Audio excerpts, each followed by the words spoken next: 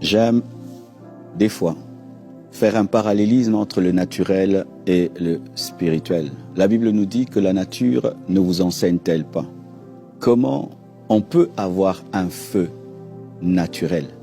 Les scientifiques disent qu'il y a ce qu'on appelle le triangle du feu.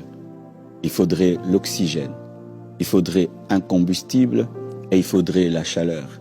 Il faudrait un lieu propice pour que ce feu puisse se manifester. Retenez, il faut un lieu propice, il faut de l'oxygène, il faut un combustible et il faut de la chaleur. Et pour qu'il y ait vraiment le feu, il faut atteindre le point d'ignition, c'est-à-dire le point où le combustible prend feu. Pour le bois, par exemple, le bois prend feu à 300 degrés Celsius. 300 degrés Celsius. Donc tu dois attendre et atteindre le niveau du point d'inflammation, d'inflammabilité pour avoir le feu au travers du bois. Qu'est-ce que je veux nous dire? Le feu de la Pentecôte n'était pas un hasard. Le feu de la Pentecôte a respecté des principes spirituels pour être déclenché. Tu désires un feu dans ta vie, tu désires un feu dans ton ministère, tu désires un feu dans ta famille. Le Seigneur veut t'aider aujourd'hui. Et si tu payes le prix, aidé par le Saint-Esprit, tu expérimenteras le feu de ta propre Pentecôte, le feu dans ton assemblée, le feu dans ton ministère, le feu dans ta vie. Lorsque nous étions en train de préparer cette réunion, nous avons accompli les 4 principes pour avoir le feu. Il y a eu un lieu, ce lieu, nous avons fermé à clé la porte, notre chambre haute. Nous avons commencé à prier, nous avons mis la chaleur. Nous sommes disposés, morts à nous-mêmes, combustible, et il y a la présence de Dieu, l'oxygène. Et chacun de nous a ressenti quelque chose. J'aurais voulu qu'on continue même les temps de prière. Et c'est un secret. Si tu pratiques ces 4 choses, tu vivras le feu dans ta vie. Et par la grâce de Dieu, je veux t'y introduire. Tout d'abord, il faut avoir la chambre haute. C'est quoi la chambre haute? D'abord, un lieu où tu pries. Vraiment un lieu physique. Un lieu où tu t'enfermes. Un lieu où tu fuis la distraction. Parce que le feu a besoin d'un lieu fermé. C'est pourquoi quand on veut faire une bombe, c'est un lieu fermé. Une bombe atomique, c'est un lieu fermé. Il faut avoir un lieu où tu cherches Dieu. Ça peut être ta chambre, ton salon. En Afrique, ils vont même sur des montagnes, dans des forêts. Je connais quelqu'un, lorsqu'il ne trouvait même pas le lieu pour prier, il prenait sa voiture et s'éloignait de sa maison pour trouver sa chambre haute. Tu dois avoir une chambre haute. Tu dois avoir un lieu où tu te concentres facilement. Et la chambre haute, c'est aussi ton église. Une église vivante est une chambre haute. Une conférence, comme cette conférence Pentecôte 2024, c'est une chambre haute. Alors quelqu'un va me dire, pasteur, j'ai pas de chambre, j'ai pas de maison, j'ai pas de voiture, je sais pas aller dans une forêt. Alors Jésus te parle de ton esprit. Ton esprit est ta première chambre haute. Apprends à te concentrer lorsque tu pries. Et alors même que tu suis ce live, j'espère que tu ne le suis pas en mangeant un peu, en causant. Assis-toi. Assis-toi. Yes. Si même tu dois prendre ton téléphone, ton laptop, te retirer dans la chambre pour suivre, fais-le. La chambre haute est importante. Il faut être concentré. Il faut avoir tes pensées fixées sur Jésus-Christ, tes pensées fixées sur la promesse, tes pensées fixées sur le Saint-Esprit. Pierre avait une maison, les disciples avaient des maisons, mais ils sont allés dans la chambre haute pour ne pas être distraits par la pêche, distraits par tout ce qui se passe à Jérusalem. Éteindre son téléphone, se mettre en mode avion, afin de se concentrer pour chercher Dieu. C'est une chambre haute. Et Satan n'aime pas la chambre haute. C'est pourquoi il crée des distractions autour de toi. Apprends à te retirer. Apprends, quand tu pries aussi, à ne pas t'éparpiller en pensée. Parce que lorsque tu pries, certains divaguent en pensée. Ils pensent à beaucoup de choses. Il est là, mais il n'est pas là. Tu n'es pas dans la chambre haute. Il te faut la concentration. Il te faut un four pour préparer. Il te faut un four pour faire un gâteau.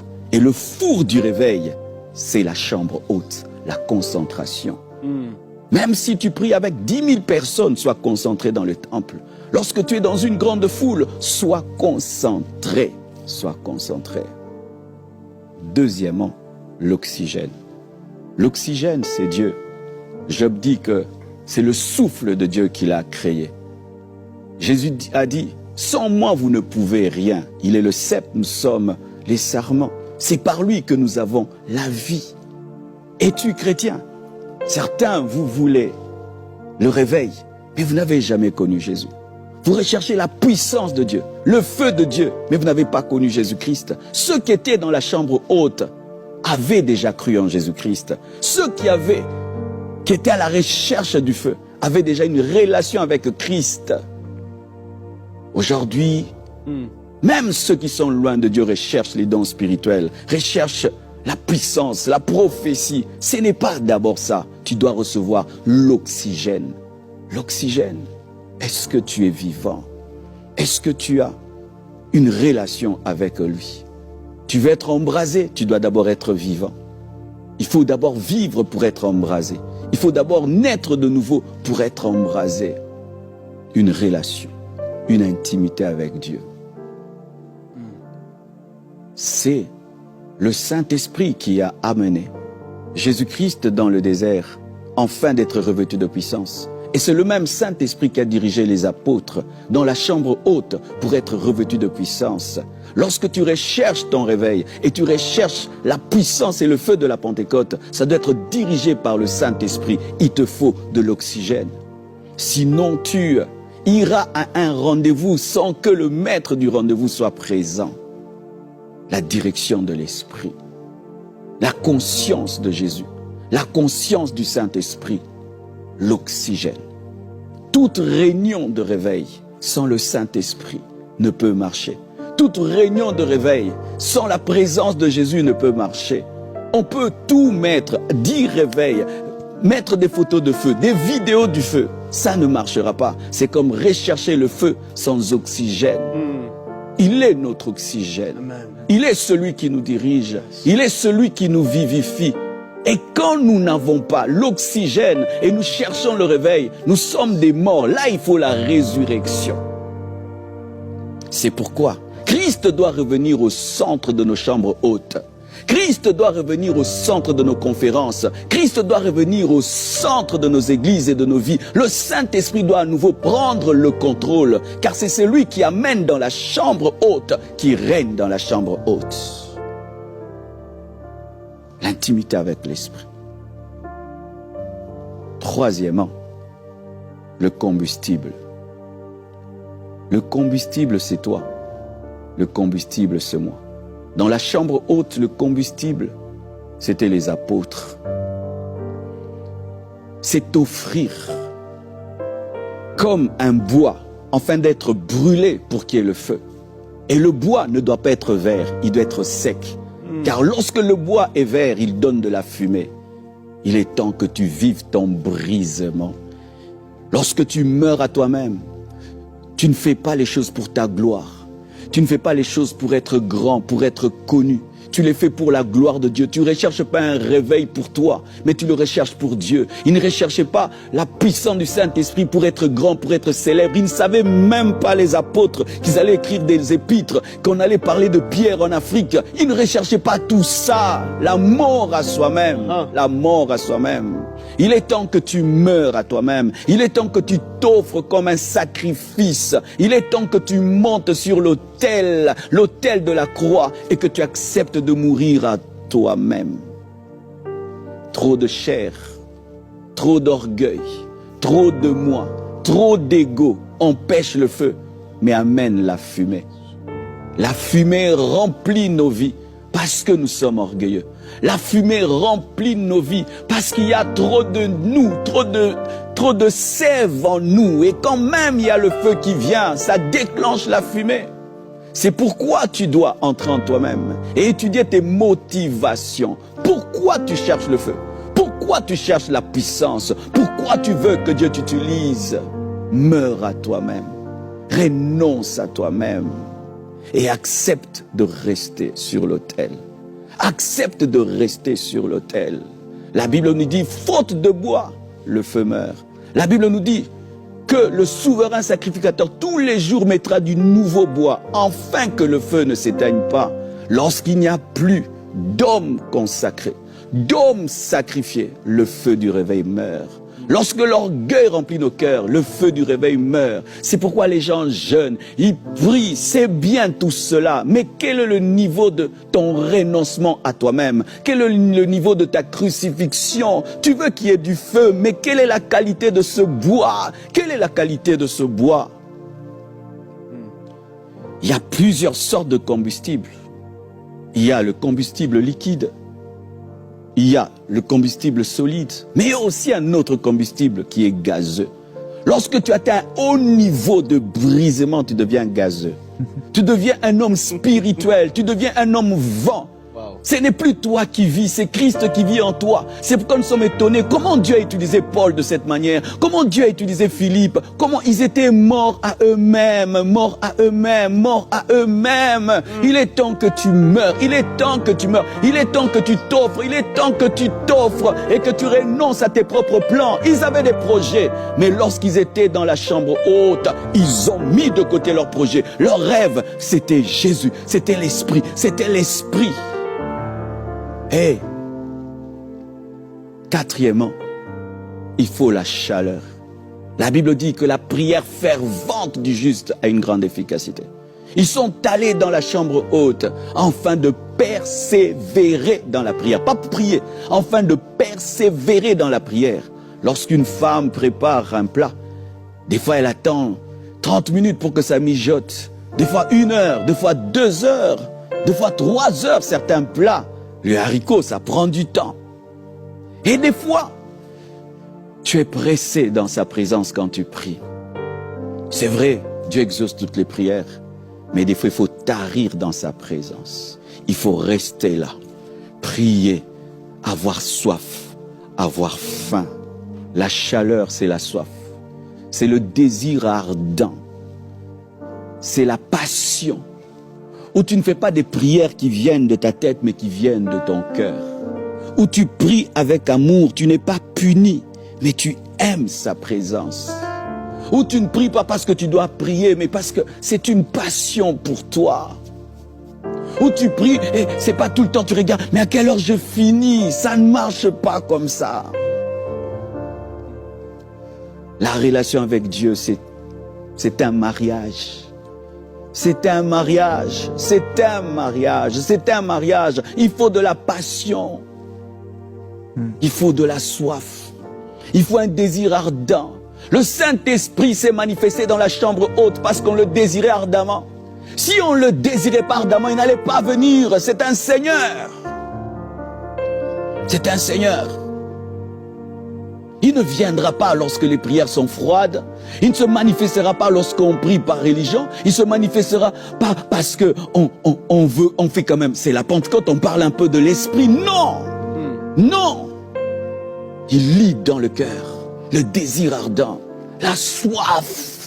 C'est pourquoi si tu dois pleurer quand tu pries, pleure. Si tu dois crier, crie. Si tu dois agoniser, agonise. Si tu dois t'agenouiller, agenouille-toi. Si tu dois te prosterner, prosterne-toi. Mais paye le prix de la chaleur, de la chaleur.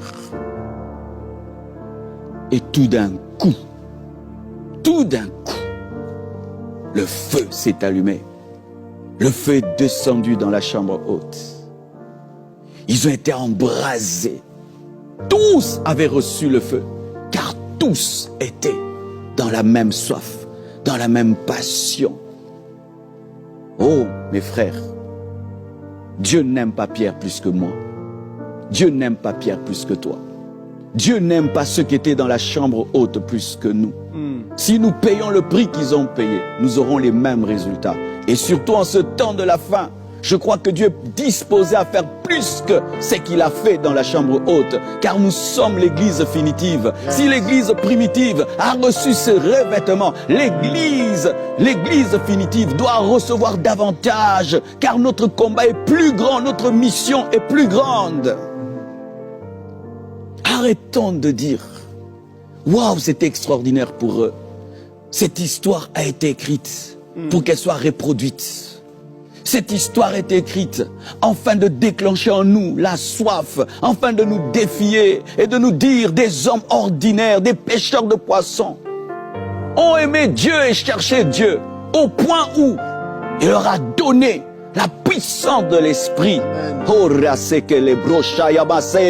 Et ils se mirent à parler en d'autres langues. Et de sorte même qu'une foule s'est amassée à la porte. Et Pierre sort, embrasé par le feu du Saint-Esprit. Lui qui avait peur des femmes, lui qui a régné Jésus devant les femmes, a prêché la parole devant des hommes. Et 3000 se sont convertis. Il est temps que tu vives ton réveil, afin d'embraser le monde, afin d'embraser ta famille, d'embraser les extrémités de la terre, afin d'engendrer une moisson pour Dieu. Il y a plus de 3000 personnes qui doivent être sauvées au travers de toi. Des millions et des millions et des millions attendent ton réveil, car seul un réveillé peut réveiller les autres. Seul un vivant peut communiquer la vie. Seul un réveillé peut réveiller les autres. Seul un embrasé peut embraser les autres. Et tu dois recevoir le feu afin d'embraser les autres. Tu dois recevoir. Il y a un peuple qui t'attend. Il y a une nation qui t'attend. Il y a une famille qui t'attend.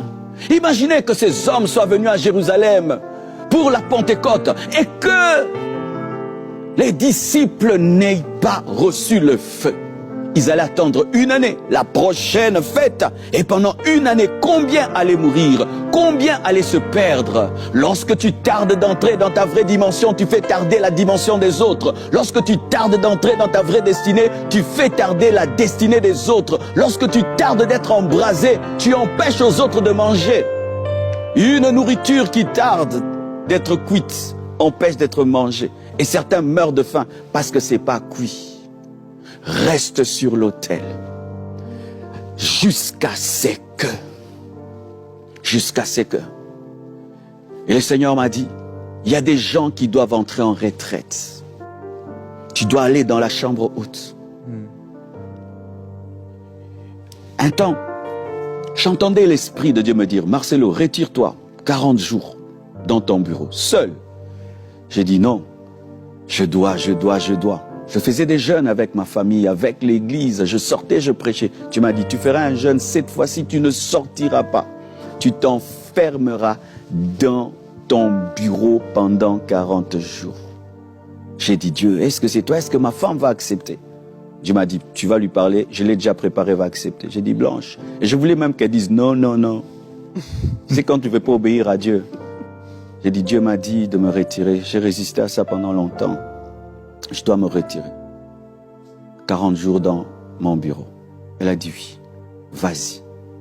Je suis allé. J'ai prié toutes les prières que je connais. J'ai tout dit à Dieu. Et puis des prophéties m'ont été données. C'était comme un fou. Tous les murs du bureau étaient remplis de prophéties. J'écrivais tout ce que Dieu me disait. C'était en 1900. En 2016, je crois. Quand je suis sorti, le Marcelo qui est entré était mort, il est resté là. Celui qui est sorti, c'était un autre Marcelo. Je suis allé faire une croisade, des miracles et des prodiges. 500 personnes se sont converties et sont entrées dans l'église. Pas seulement des gens qui sont venus convertis, sont restés. Et après, les portes se sont ouvertes dans le monde entier jusqu'aujourd'hui. Il t'invite à entrer dans la chambre haute pour te tuer. Et après t'avoir tué, il va te brûler et puis il va t'offrir. Un jour, on pose la question à un grand prédicateur, on lui dit, quel est le secret de tes prédications? Comment quand tu prêches, ça nous touche comme ça? Comment quand tu prêches, c'est pas oublier ce que tu as dit? Mais quel est ton secret? C'est l'homélétique? C'est la théologie? Il dit, lorsque je prêche, je monte sur l'autel et je m'immole. Et tout ce que vous entendez, ce n'est que le cri d'un immolé. Peux-tu oublier le cri d'un homme qui est en train de s'immoler? Tu ne l'oublieras pas. C'est pourquoi vous n'oubliez pas mes prédications. Parce que l'homme qui vous prêche est un homme en feu. C'est un homme qui est en train de mourir et de se donner à Dieu et qui crie. Il est temps que tu meurs. Et il est temps que tu brûles, afin d'être donné au monde. Et je t'assure, si tu le fais, tu vivras un nouveau toi. Parce que celui qui est là n'est pas le vrai toi.